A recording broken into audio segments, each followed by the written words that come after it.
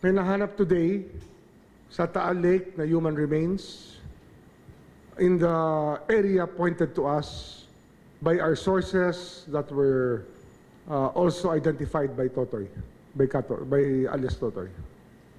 So may nahanap na tayo human remains ulit, this time in the specific area, in the quadrant, kasi ano yan dinivide by quadrant yan yung area.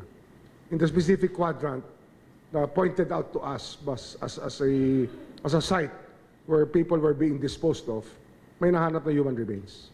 Sir, kasi the past days ang sinasabi, suspected, mga buto. Ngayon po, sir, human remains. Oo, ribs na. Yung tadyang na. Yung ribs ng tao nakita. Related sa incidents that happened then. So, possible nakasama sila doon kasi sabi nito, sir, parang nasa hundreds yung sa buhay. 100 ang 104 or 108 yung sinasabi niya at that time. Pero, we'll see nga Pero, yung today, yung nahanap today sa quadrant na yon sa Taal Lake is a positive indication that he knew what he was talking about.